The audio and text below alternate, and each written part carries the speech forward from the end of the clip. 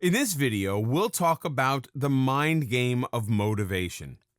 The concept of motivation isn't a physical one. You can't touch motivation as if it were an object to attain. Motivation resembles an emotion or a collection of them that stimulate you to perform an action. It's an aspect of your personality that only you can control, and that's why each person can have different motivators and perspectives on what encourages them to do something. Since emotions are the stimulators for your motivation, dealing with your motivators can be sensitive. When motivation comes because of an immediate sudden change or reaction in life, your emotional response could be blurred to a wrong perspective. If your motivator took time to develop due to reasoning and thoughtful inquisition, you may have a stronger grip and understanding of your motivator. As a result, this can yield a stronger and more sensible approach to your newly elated emotions. Where does motivation come from?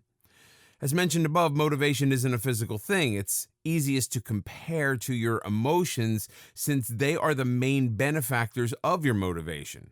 Depending on how you feel about a certain situation makes the motivation vary from occasion and person. In other words, motivation comes from the mind. This is one of the main reasons you could find it really easy or really hard to motivate yourself. But for most, motivation doesn't come easy. It's like a habit, and habits are hard to shake off. When changing anything about yourself, you'll find that your mentality is the blocking factor to turning into a newer person. If you believe that you deserve the best of the best, then it'll be harder to convince or motivate you to do something lower than expectations below yours. If you're more adaptable, then finding motivators may be slightly easier as an open mind finds opportunity more often. Habits like procrastination, keeping everything neat, or self-consciousness are natural habits people may have with or without realizing. It's things like these that can affect what motivates you. If you procrastinate, then deadlines are probably the only things standing in your way to get something done, and only at the last second. Being neat and orderly could mean that your motivation remains avoiding disaster.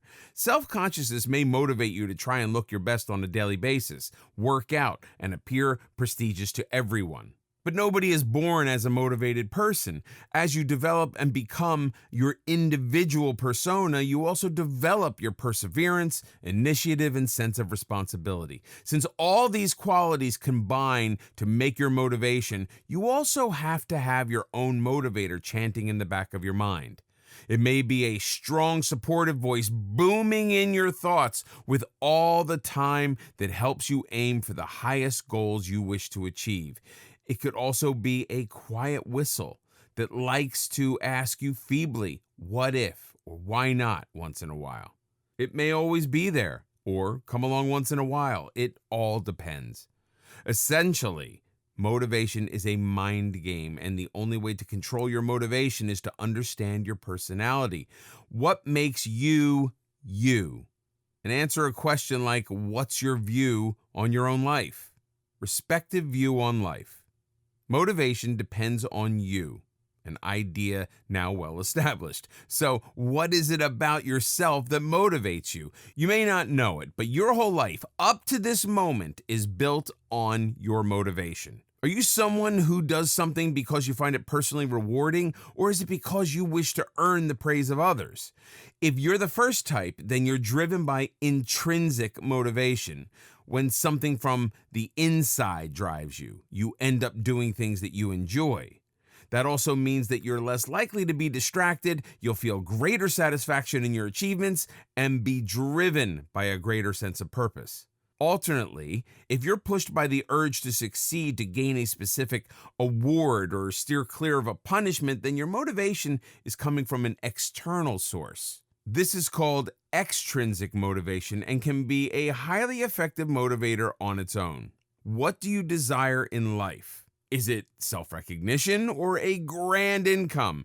This will determine whether you're the kind of person who'd be motivated by passion and self-discovery or business dealings aimed on profiting. For instance, a pet shop owner could be someone passionate about animals or has an experience with them and helps them find families. A manager, on the other hand, is someone who finds authority a motivator to keep them in charge and in order.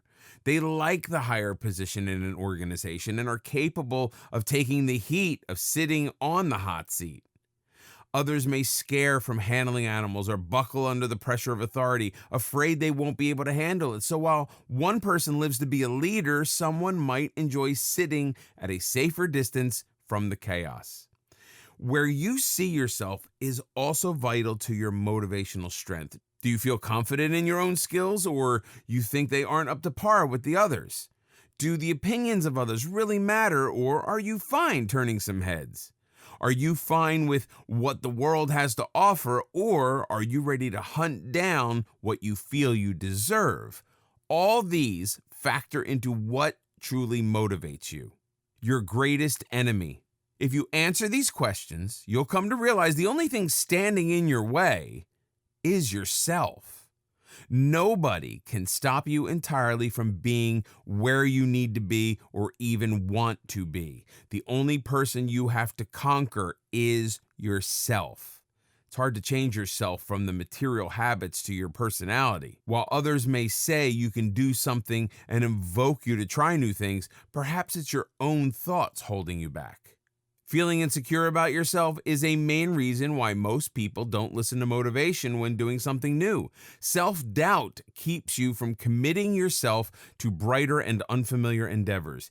If you don't feel good about yourself, how are you going to feel good about anything else?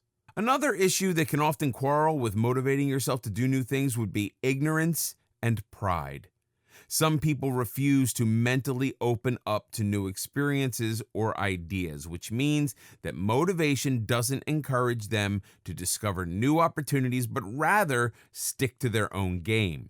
Once again, motivation is something each individual has, and the idea is that motivation differs from each person based on personal wants and needs. So, while a person believes that going to the beach is a fun idea and would try to go to the beach in their free time, another might see it as a nuisance to go out and rather motivate themselves to stay at home and enjoy a quiet day indoors. What can make you change yourself is entirely up to you. Whenever you feel as though you can't pull yourself to do something, no one else is stopping you, only yourself. Trying new ideas and experiencing unusual things is all progress in self-development and can only reap fruitful benefits. That's why, when considering something new, it's always good to look at the positive side with an open mind. If you can conquer your own emotions, then there's nothing standing in your way.